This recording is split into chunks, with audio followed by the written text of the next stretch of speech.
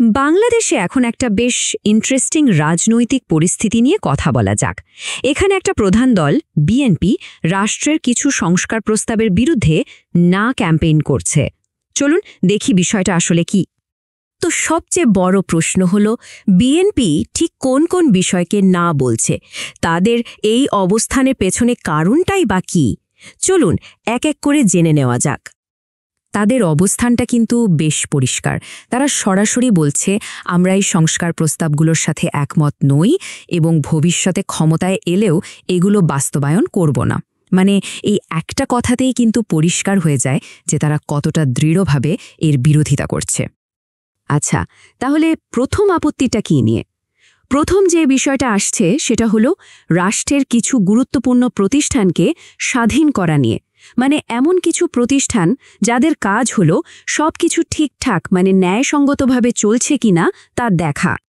যেমন ধরুন public service commission বা পিএসসি।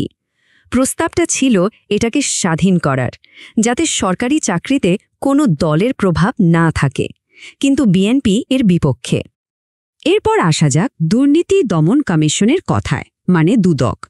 এখানেও একই ব্যাপার, লক্ষ্যটা ছিল কোনো রাজনৈতিক চাপ ছাড়াই যেন দুর্নীতির তদন্ত আর বিচার করা যায়, কিন্তু বিএনপি এই প্রস্তাবটাও চায় না।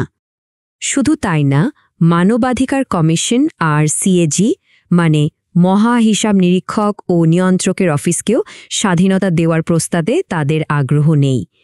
এই সবগুলো সংস্কারের মূল উদ্দেশ্যই কিন্তু ছিল প্রতিষ্ঠানগুলোকে দলের ঊর্ধ্বে রাখা, যেন তারা দেশের জন্য কাজ করতে পারে। আচ্ছা, প্রতিষ্ঠানের স্বাধীনতার বিষয়টা তো গেল, এবার দেখি ক্ষমতার ভারসাম্যর বিষয়টা। মানে ক্ষমতা যেন এক জায়গায় জমা না হয়, সেই বিষয়েও কিছু প্রস্তাব ছিল। খুবই ইন্টারেস্টিং একটা প্রস্তাব ছিল প্রধানমন্ত্রী আর দলের প্রধানের পদ দুটোকে আলাদা করে ফেলার। কেন? যাতে সব ক্ষমতা একজনের হাতে চলে না যায়। কিন্তু বিএনপি এই প্রস্তাবের সাথেও একমত না। আরেকটা খুব গুরুত্বপূর্ণ পয়েন্ট হল প্রধান বিচারপতির নিয়োগ। প্রস্তাবটা ছিল যে সিনিয়রিটির ভিত্তিতেই নিয়োগ হবে। এর কারণ হল এতে লবিং বা কোনো দলের প্রভাব খাটানোর সুযোগ কমে যায়, কিন্তু বিএনপি এটাতেও আপত্তি জানিয়েছে।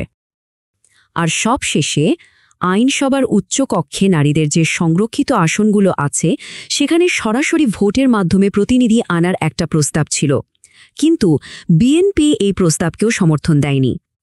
তো আমরা মোট 6টা আপত্তির কথা শুনলাম। এখন প্রশ্ন হচ্ছে, এই সব কিছুর মানে কি দাঁড়ায়? এই আপত্তিগুলো থেকে কি বোঝা যায়? এখানে মূল যুক্তিটা হলো এই যে সংস্কারের প্রস্তাবগুলো, এগুলো হয়তো দেশের জন্য ভালো, কিন্তু ক্ষমতাকেন্দ্রিক রাজনীতির জন্য খুব একটা সুবিধাজনক না। মানে এই সংস্কারগুলো চালু হলে দলের ক্ষমতা যেভাবে চর্চা করা হয় তাতে একটা বাধা আসতে পারে।